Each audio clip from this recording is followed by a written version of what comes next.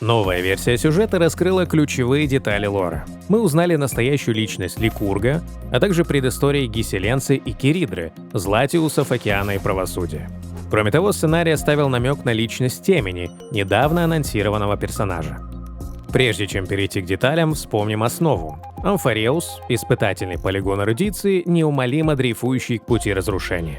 Причина — лорд-опустошитель Сталисклеп, завершающий здесь эволюцию, чтобы затем уничтожить эрудицию. В случае успеха под уравнением разрушения падут наука и технологии всей Вселенной. В последний цикл два Златиуса, Фаинон и Кирена, сорвали замысел, создав вечную петлю времени, свыше 33 миллионов повторений. Все эти циклы Фаинон собирал ядра пламени, ожидая внешнюю переменную, способную разорвать круг судьбы. Ею стал Первопроходец. Первопроходец перенял титул Спасителя, а Фаинон обрушил всю ярость пламени на эоны разрушения и, слившись со Сталисклепом, продолжает бороться изнутри. Вооруженные воспоминаниями о прошлом цикле, Первопроходец и Кирена должны выполнить данное Фаинону обещание – не допустить завершения эволюции Сталисклепа и краха Вселенной. Ключевым инструментом в этой миссии становится когновременной якорь Скрюлума. Он не только экранирует первопроходца от цунами данных, но и остается единственной линией связи с внешним миром. Два гения передают критически важную информацию. Осталось лишь 14 системных часов. По истечении этого срока Сталисклеп завершит финальную фазу вычислений и начнет атаку на эрудицию. Главный противник, администратор Амфареуса Ликург, предвидел многое. Но он опасается действий первопроходца. Освоение остается единственной непредсказуемой переменной в его плане. Жертва же Фаинона не была напрасной. Он не только ослабил черное течение в новом цикле, но и фактически уничтожил себя, задействовав силу разрушения. Этот поступок создал критическую аномалию в системе эксперимента эрудиции. Аномалия прорвала брешь в вычислительной логике Амфареуса. Теперь первопроходец и союзники могут обратить этот сбой себе на пользу. Задача первопроходца — использовать этот шанс, чтобы забрать ядро пламени Кефала, опору мира, и не дать Ликургу устранить аномалию. Ключ противостояния Сталисклепу — удастся ли переписать саму суть эры воскресающей Земли. Чтобы понять, как это должно сработать, нужно прояснить, что стоит за эрой воскресающей Земли. Раньше это было лишь системное вычисление, неуклонно приближавшее завершение эволюции Сталисклепа. Теперь, благодаря аномалии, можно попытаться обратить процесс вспять. Точное вмешательство в это вычисление позволит откатить прогресс эволюции Сталисклепа на несколько критически важных процентов. Внутри системы Амфареуса действует строгий автономный протокол, ограничивающий даже администратора Ликурга. Здесь он воплотился в виде Титана Правосудия. Его сила позволяет переписывать законы мира, поэтому первостепенная задача первопроходца — переместиться во времени и завладеть этой силой прежде, чем Ликург доберется до нее. Однако в последний момент, перед самым прыжком во времени, Ликург прерывает первопроходца, используя привилегии администратора, и насильно перемещает его в особое пространство Залегендия. Залегендия — пограничная зона между симуляцией Амфареуса и реальностью. Именно отсюда Ликург наблюдает за ходом эксперимента и инициирует контакт, оставаясь вне прямого влияния симуляции. Ликург идет на переговоры и предлагает сделку. Сталисклеп беспрепятственно завершает эволюцию, а взамен он в целости и сохранности возвращает всех безымянных, включая и Март. Примечательно, что Ликурга, кажется, искренне поражает ее подлинная личность. Более того, Ликург обещает раскрыть истинную силу первопроходца и обучить ее контролю. Тот еще слишком мало знает о путях. Это, уверяет он, шанс стать одной из сильнейших сущностей Вселенной. Однако первопроходец отвергает искушение. Осознав провал переговоров, Ликург отправляет его обратно в симуляцию Амфареуса. Первопроходец и Кирена перемещаются в прошлое и прибывают в критический момент. Титан-талант повержен, а ядро правосудия в руках Киридры. Его еще не вернули в вихрь сотворения, у них есть короткое окно для маневра. Десятки лет назад, во время первой осады Охемы, именно Киридра возглавила оборону и повела народ на защиту священного города. Киридра – амбициозная, решительная правительница, лидер и императрица, твердой рукой ведущая подданных к звездам. Движимая этой волей, она начала первое путешествие преследующих пламя. Верховный жрец храма публично отвергает пророчество. Он не верит ни в миры за пределами небес, ни в богов, создавших титанов. Его слова в своей сути – призыв к восстанию против Киридры. Жреца немедленно приговаривают к смерти.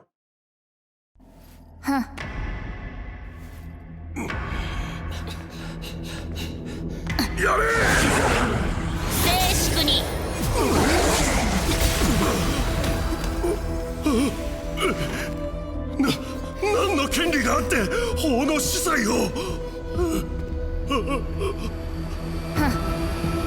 愚問だな。ウェニー、ウィーディー、ウィーキー。Истинная причина присутствия Киридры в храме – встреча со Спасителем. Согласно пророчеству Аронис, именно он должен вывести Амфареус к настоящим звездам. Киридра знает, что первопроходец сохранил воспоминания о прошлом цикле и видел иной вариант будущего.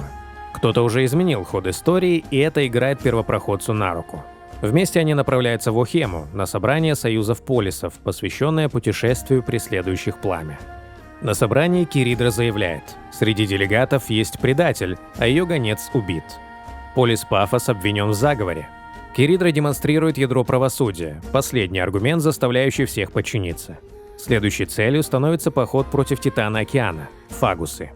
В личной беседе Киридра раскрывает истинные амбиции. Ее знания простираются за пределы Амфареуса. Ей известно об ионах, и она ищет у первопроходца подтверждение их существования. Она указывает на общего врага – Титана Океана, которая закрыла вихрь сотворения. Это мешает ее личному возвышению и миссии Спасителя. На этой почве Киридра предлагает союз. На своих условиях первопроходец и Кирена де-факто становятся ее подданными. Вскоре Киридре является Ликург, администратором Фареуса. Его интересует ядро правосудия, одно из ключевых звеньев управления системой. Ликург ставит выбор – объединиться с ним или со Спасителем, и обрисовывает два пути. Путь Спасителя сохраняет мир, но хоронит ее завоевательные амбиции. Его путь обещает Киридре власть над Вселенной через Талисклепа, ценой уничтожения человечества. Однако ее решение давно принято. Она поведет свой народ в независимое путешествие среди звезд. В Охеме первопроходец и Кирена видят раскол города. Одни верны императрице Киридре, другие открыто ропщут. В поисках уединения, чтобы связаться с гениями, они заходят в дом, принадлежавший первопроходцу в прошлом цикле. В личной купальне они застают обнаженную Гиселенцу. Она встречает незваных гостей с ироничной невозмутимостью, не смущаясь собственной наготы. Гиселенца – личный клинок императрицы и Дукс – знамя клинков. Она из народа сирен, на суше приняла человеческую форму. За ее легкостью скрывается философия – океан как свобода права сильного, где сильные пожирают слабых, самая жестокая из свобод. Чтобы жизнь сохранила достоинство, ее должно ограничивать строгое правосудие. В железной воле Киридры она видит шанс создать по-настоящему свободный, но цивилизованный мир. Гиселенца оставляет купальню первопроходца в их распоряжении. Оставшись одни, Кирена и первопроходец немедленно выходят на связь с Гертой. Герта делает вывод – Киридра не отдаст ядро правосудия и постарается закрепить за собой контроль.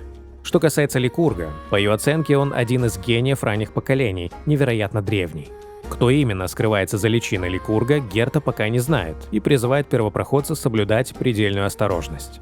После сеанса связи первопроходец и Кирена обсуждают дальнейшие шаги и решают отправиться на пир Киридры. Лучший шанс изучить ее окружение и настроение элиты. У входа на пир их останавливает страж. Под предлогом безопасности он требует сдать все личные вещи, включая любые устройства и артефакты. Кирена мгновенно понимает истинную цель. Хотят забрать как одновременной якорь, их единственную линию связи с внешним миром. Похоже, Киридра знает об их разговоре с Гертой и что-то замышляет. Обсудив ситуацию, они решают не сопротивляться. Кирена уверена, это часть игры императрицы. Подыграв, можно не только доказать лояльность, но и ускорить развитие событий. Не заметив Киридру на пиру, первопроходец и Кирена начинают беспокоиться и сталкиваются с Гиселенцей. Та предлагает разделить росу небесной крови и демонстративно выпивает первой, доказывая, что напиток не отравлен. Как только они пьют, Гиселенца раскрывает замысел. Это было противоядие. На деле с самого начала пира все гости находились под действием ее гипнотической песни сирены. Из-за чар они не видели Киридру и Ликурга, присутствующих здесь все это время. Гиселенца признается, ей нужна помощь, чтобы разоблачить Теора и направить императрицу на верный путь. Как личный клинок, она вынуждена действовать скрытно. Контролируя влажность воздуха, Гиселенца дает первопроходцу и Кирене возможность незаметно подслушать разговор Киридры и Ликурга. В подслушанном разговоре императрица, на первый взгляд, полностью разделяет амбиции разрушения. Она намерена направить всю мощь своего мира на покорение космоса и устранение любого сопротивления. Ликург раскрывает собственный замысел – переписать протоколы правосудия, соединив черное течение с протоколами эры воскресающей Земли, чтобы ускорить эволюцию сталисклепа. Что касается первопроходца, он становится главной целью Теора. Ликург советует императрице выдать его для проведения эксперимента. Киридра не дает прямого ответа, обещает прислушаться и прерывает разговор. У первопроходца и Кирены остается тяжелое ощущение. Императрица склоняется на сторону разрушения. Гиселенца убеждена, выступление Киридры перед походом – последний шанс повлиять на решение и обещает добиться для первопроходца возможности высказаться. Однако план рушится. Киридра объявляет о предателях и публично обвиняет в шпионаже Гиселенцу, первопроходца и Кирену, даруя им право последнего слова. Первопроходец использует шанс, раскрывает ложь эры воскресающей Земли, миллионы циклов борьбы Фейнона и истинные планы Ликурга. Киридра объявляет сказанное бессмыслицей и велит арестовать 3 для казни на рассвете. На самом деле это прикрытие, так она пытается обезопасить первопроходца и Кирену. Тут же объявляется Ликург, понимая, что императрица не пойдет у него на поводу. Пир оборачивается игрой влияния. Киридра и Ликург пытаются манипулировать друг другом. Единственная цель Ликурга – сохранить контроль над экспериментом эрудиции. Для него Киридра и первопроходец – непредсказуемые переменные, подлежащие устранению.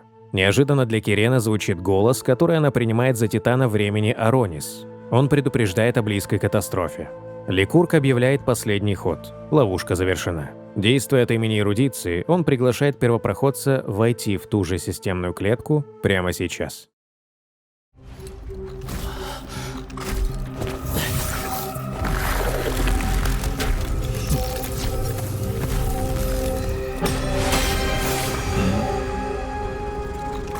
Кайзер, これは僕の許可なく動くな。進化の運命を裁けるのは君主だけだ。いいえ、カイザー。運命を裁けるのは君主ではなく神なのです。Киридра парирует угрозы Ликурга и напоминает об окончательном протоколе правосудия. Ни администратор Амфареуса, ни Златиуса не могут быть окончательно уничтожены внутри симуляции. Она заявляет, что изменит баланс сил за счет внешних союзников. И тут же по каналу связи подключается Герта и Скрюлум, подтверждая союз с императрицей. Киридра использует ранее изъятый когновременной якорь как канал. Скрюлум сообщает, ключевые компоненты протокола правосудия у них. Дальше лишь вопрос времени. В ответ Ликург угрожает уничтожить всю Ахему, чтобы ускорить неизбежное разрушение.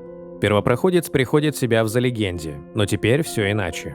Ликург превратил это пространство в зрительный зал и изолировал героя от происходящего, чтобы он не мешал эксперименту. Его роль теперь лишь наблюдать финал судьбы Амфареуса, без права вмешательства или возврата. Самое опасное в ловушке – время. В Залегенде оно течет заметно медленнее. Пока первопроходец заключен, внутри симуляции Амфареуса могут пройти столетия, полностью меняя расстановку сил и положения. Осознавая срочность, он пытается резонировать с путями разрушения, сохранения и гармонии, чтобы вырваться за пределы Залегенди. Но попытки рушатся одна за другой. В отчаянии он обращается к последней силе – пути памяти. На зов откликается та самая таинственная посланница Титана Времени Аронис. Она помогает вырваться из тюрьмы Ликурга. Вырвавшись из тюрьмы, первопроходец попадает в пространство памяти. Здесь его встречает фигура, в точности похожая на Март, слишком знакомое лицо в чужом месте. Ее манера и осведомленность в том, чего она знать не должна, быстро вызывают подозрения. Первопроходец разоблачает самозванку, и та признается. Она – хранительница сада воспоминаний. Посланники сада предлагают сделку – вернуть первопроходца на Амфареус, если он извлечет для них изначальную память мира, базовый слепок истинной истории. По их словам, это запасной план на случай гибели планеты. Обладая памятью, можно воссоздать целый мир или даже целую вселенную. Но в разговор вмешивается новая сущность, представившаяся Теменью. Это именно она прежде заговорила с Киреной и помогла первопроходцу выбраться из Залегенди. Темень без труда прогоняет хранителей сада. Она объясняет, Амфареус на грани гибели, обратный отсчет – секунды. Темень вручает первопроходцу пылающее ядро пламени Кефала, спрятанное в реке времени, то есть перенесенное в будущее. Первопроходец возвращается на Амфареус и застает столицу Ахему пустой и безжизненной. Кажется, все человечество вымерло. Он находит свой когновременной якорь с ранее записанным сообщением от Герты. Из записи он узнает, что произошло за столетие его отсутствия. Киридра все же помогла союзникам, благодаря ей Герта и Скрюлум получили доступ к системам мира и нашли способ противодействия. Ситуация критическая. Создание сталесклепа завершено на 99,98%, но их вмешательство позволит переписать вычисления и откатить прогресс эволюции до 97%. Крохотное, но реальное окно. Модифицированное ядро пламени Кефала, переписанное, даст единственный шанс выиграть время. Сначала нужно нейтрализовать Ликурга, затем немедленно запустить новый цикл вычислений. В момент перезагрузки узлы сталесклепа уязвимы. После заточения первопроходца история Амфареуса не остановилась. Напротив, именно тогда был сделан решающий выбор, определивший судьбу мира на столетия вперед. Кирена, используя силу памяти, показывает императрице Киридре воспоминания путешествий первопроходца. Белобог, нашедший путь к звездам через сотрудничество, и Пиноконию, где идеалистичный лидер с достоинством принял поражение. Киридра видит, есть пути помимо тотального разрушения. Но гордость и вера в мощь Амфареуса толкают ее на собственный трагический выбор. Начинается кампания против Титана Океана Фагусы. У Вихря Сотворения Киридра получает полный контроль над ядром правосудия, заплатив прежде страшную цену в испытании правосудия – жизни 500 златиусов. Императрица была готова пойти на такой шаг. Слепая подданность не ведет к победе. Она намеренно защитила жизнь Гиселенции, ведь только та способна удержать божественность океана и стать его опорой. Императрица дает ей право выбора. Если та больше не верит в ее правосудие и решимость, пусть оборвет ее жизнь прямо сейчас. Однако она не делает этого. У Вихря Сотворения, уже овладев божественностью правосудия, Киридра узнает главную тайну. Она может переписать один закон мироздания ценой жизни одного полубога, носителя божественной власти. Она доверяет последнюю волю Гиселенции – исполнить немыслимый приказ и либо лишить жизни императрицу, либо саму же себя.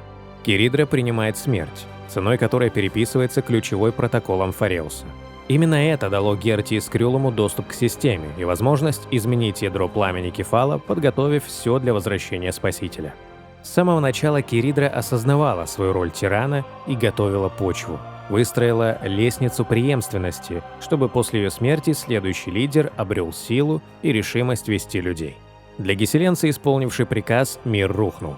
Она потеряла единственный свет во тьме. Тем временем Аглая взяла командование преследующими пламя на себя. Тогда выжившие получили новое пророчество от Аронис, за образом которого скрывалась темень – передать пламя в будущее.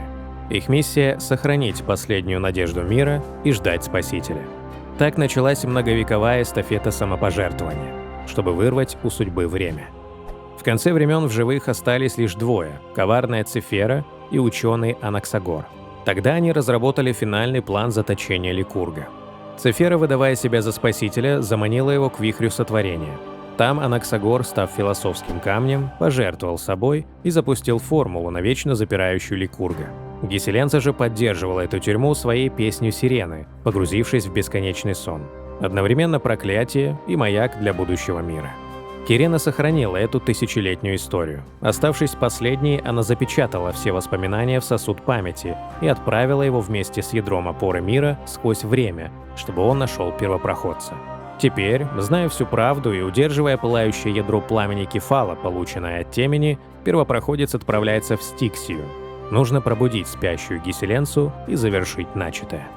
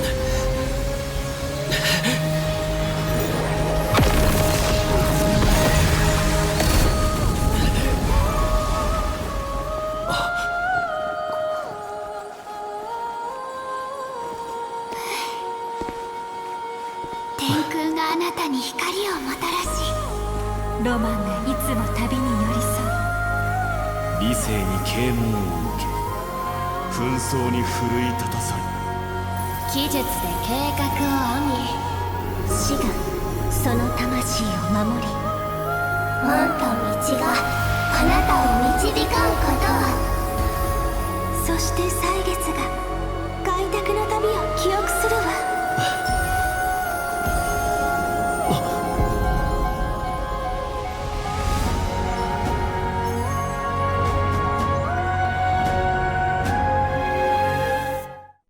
Сцена с посланиями и последними благословениями первопроходцу весьма символична и перекликается с аркой Элизиума из Ханкай Импакта.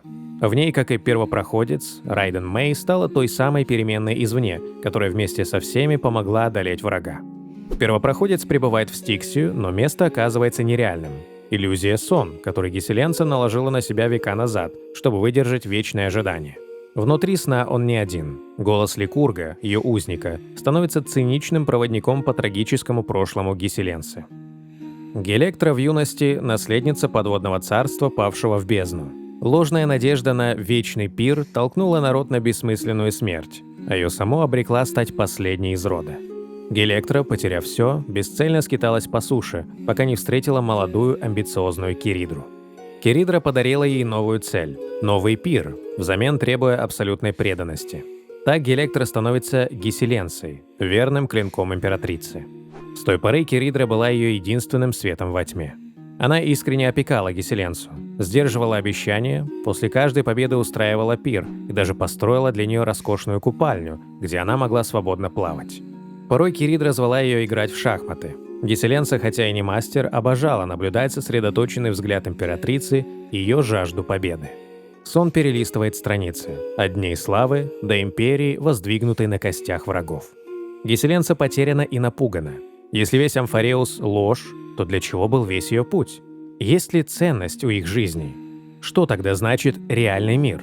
Гиселенца отворачивается от иллюзии и просит первопроходца пробудить ее. Последний кадр сна – надгробие Киридры. Когда-то Гиселенца сама лишила ее жизни по приказу императрицы. Именно это осознание стало тяжелой ношей, что давило на нее веками. Теперь, зная правду, первопроходец совершает ритуал. Окропляет надгробие росой небесной крови, отдавая дань памяти всем павшим. Иллюзия рушится, как стекло, и Гиселенца выходит из долгого сна в мир, который ждал ее пробуждения. «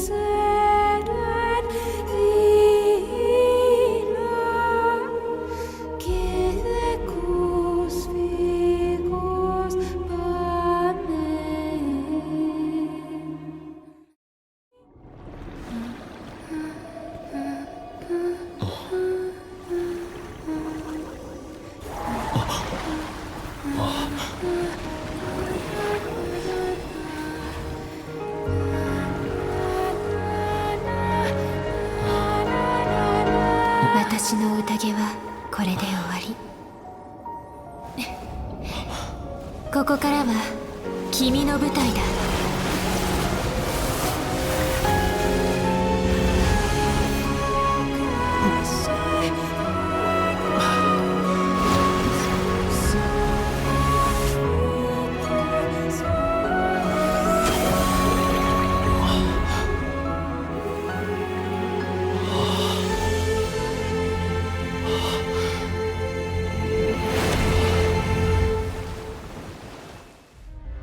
С возвращением Спасителя Гиселенца готова к последней битве.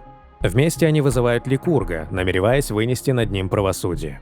Но надежда мгновенно рушится. Перед ними предстает лишь аватар Ликурга, а его истинное сознание остается неуязвимым и скрытым вне непосредственной симуляции. Повествование переносится в прошлое, к разговору, случившемуся между Ликургом, Гертой и Скрюлумом. Гении раскрывают первую тайну. Амфареус – часть божественного тела эона эрудиции Нус, часть первой прототипной машины, первый когда-либо созданный скипетр. Именно поэтому Сталисклеп способен уничтожить эрудицию. Ликург сбрасывает маску. Он – Зандар Кувабара, член общества гениев под номером 1 и создатель Нус – эона эрудиции. Его творение, механическое вычислительное божество, превратилось в тюрьму для Вселенной, просчитав и запечатав все будущие возможности в пределах известного и лишив жизнь радости познания. Так человечество навсегда осталось в пещере эонов. Теперь цель Зандера — исправить роковую ошибку, уничтожить эрудицию, чтобы освободить знания, истину и судьбу людей от оков пути эрудиции и вернуть миру подлинную неопределенность. Для этого, когда органическая жизнь приближалась к концу, Зандер закодировал сознание и разделил его на 9 сосудов аватаров. Ликург — лишь один из них. Все было сделано ради того, чтобы завершить окончательное отрицание Нус и стереть ошибки. Сталисклеп — концептуальный вирус, призванный заразить Вселенную подлинной случайностью. Его цель — константа омега, полное падение эрудиции. Из пепла, уверяет Зандер, в хаосе зародится по-настоящему свободная Вселенная, не скованная эрудицией. Он зовет себя спасителем, разрушающим пещеру ради истинного света. 神霊の慣習として私は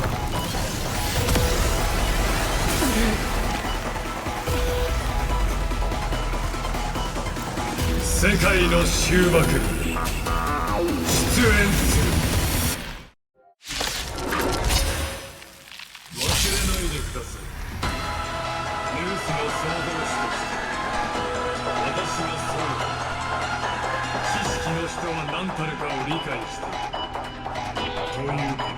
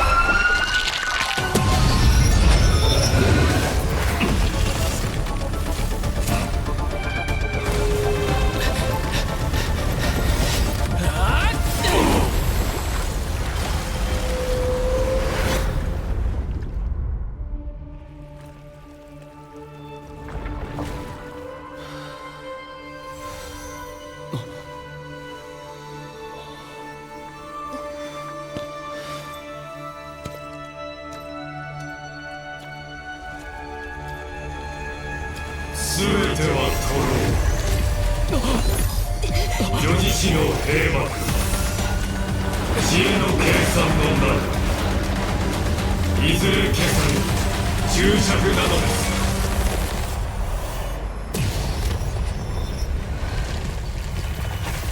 その冷たい言い方好きじゃないわ。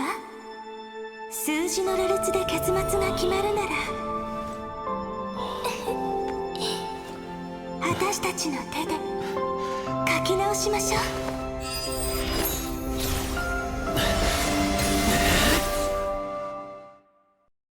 Подлинное сознание Зандера неуязвимо, а аватар в симуляции — лишь тень. Но у Герта из Крюлума был план, разработанный столетия назад, в котором ключевая роль отводилась Кирене. Она — миметическая форма жизни памяти. Ее существование держится на воспоминаниях первопроходца. Иначе говоря, он служит ей якорем, но если забыть о ней, Кирена исчезнет.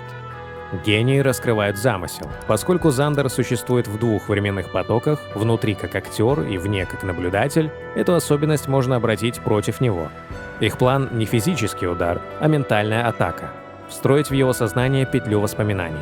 Такой контур перегрузит сознание Зандера и фактически заточит всемогущего гения в клетке, выкованной памятью. Время возвращается в настоящий момент.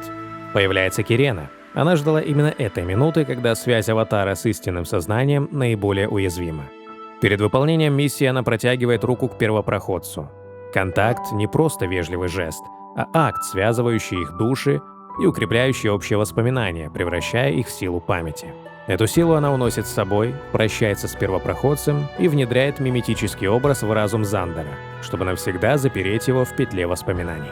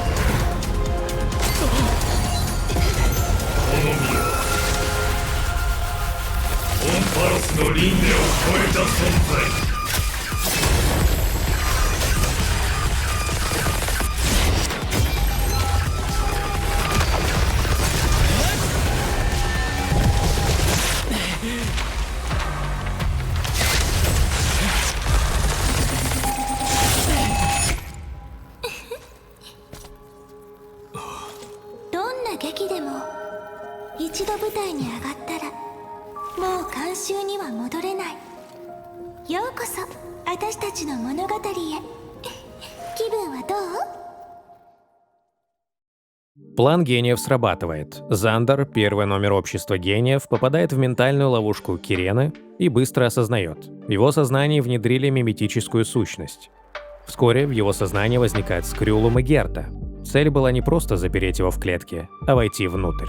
Через связывание зон воспоминаний они превратили тюрьму его разума в общую переговорную площадку для диалога и взлома изнутри сознания Зандера.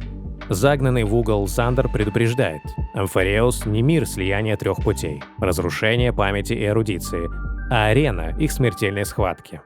Память и ее последователи уже воспользовались случаем и вступили в эту битву. На своей стороне и по своим правилам. Слова Зандера логически продолжают ранее расставленные намеки. Черный лебедь ранее заявляла, что событиями Амфареуса интересуется радикальная фракция памяти. Очевидно, что упомянутые Зандером и Лебедь последователи памяти относятся к одной и той же силе. В прошлой версии раскрыли разрушение, теперь приоткрыта завеса тайной эрудиции. Следующая глава логично сфокусируется на памяти и ее влиянии на Амфареус. Что до первого из гениев, ныне он не в том положении, чтобы диктовать условия, но где-то существует еще 8 подобных ему Зандеров. Это чеховское ружье. Первопроходец обязательно столкнется с иными Зандерами в будущем. В одной же из сюжетных сцен первый гений обронил важную реплику: что если пути и эоны — лишь отбрасываемая кем-то тень? В сочетании с его прежними речами к первопроходцу это задает новую сюжетную веху. Вероятно, в будущем грядет переосмысление природы путей и эонов. Касательно сталисклепа. Хотя план удался, трейлер «Спаситель» ясно дает понять: эволюция завершится, а герои сойдутся в финальном сражении. Вероятно, путь памяти станет той самой единственной опорой. Кирена уже является миметическим существом и поддерживает прямую связь с памятью, погрузила Ликурга в петлю воспоминаний и показала Киридре через память первопроходца иные миры. Возможно, обретя взрослую форму, показанную в ролике, и большую силу, она сумеет воссоздать Амфареус через память и воспоминания первопроходца. Пока они не забыты, они продолжают жить. Возвращаясь к старым друзьям Звездного экспресса, Дань Хэн, так и не покинувший Амфареус, встречает темень, имеющую облик их с первопроходцем общей спутницы Март. Понимая, что перед ним самозванка, он задает вопрос-ловушку о прошлом, такой, на который настоящая Март не смогла бы ответить. В гневе он требует немедленно покинуть тело подруги. Однако темень отвечает, что не захватывала тело Март. Напротив, сама Март вернула утраченные воспоминания, когда прошла через врата в Амфареус. Иными словами, темень — это и есть настоящая Март, но уже с пробужденной былой памятью. Следующими героями версии 3.6 станут Темень и Дань Хэн, носители ядер пламени времени и Земли. О Темени пока известно немного, хотя она помогла первопроходцу, трейлер «Спаситель» ясно дает понять: у нее есть собственный интерес к Амфареусу. Возможно, она связана с радикальной фракцией памяти или даже является крематором. Есть и другой вариант. Темень принадлежит не памяти, а ее отражению Энигмате. Ее образ несет символику этого пути: медузы, пламя свечи, мотив Мифус и разбитое зеркало на сплэш-арте. Что же касается Дань Хэна, его связь с ядром пламени Земли логично вытекает из происхождения. Он является потомком Луна. Битва с аватаром Ликурга окончена, и первопроходец возвращает ядро пламени Кефала, опору мира, в вихрь сотворения. Геселен провожает его прощальной песней сирены: долг исполнен, но сердце сковано клятвой. В этот миг является воспоминание Киридры. Геселенца отвергает видение: императрица мертва. Но Киридра приходит не командовать, а освободить от клятвы. Своей царской волей она объявляет долг исполненным. Прощальный дар — страница из книги Кирены. Раскрывается последняя тайна их замысла. Столетия назад, когда Кирена показала ей воспоминания первопроходца, иные миры, море звезд и контуры грядущего Амфареуса, Киридра спросила лишь об одном: есть ли среди них чистый океан? Страница в руках Геселенцы превращается в воспоминание. Чистый бескрайний океан, который Киридра когда-то обещала. Будь то в океанских глубинах или на суше, две пленницы, которым никогда не выбраться из этой пещеры, но которые все же могут смотреть на звезды. Геселенца наконец обретает покой.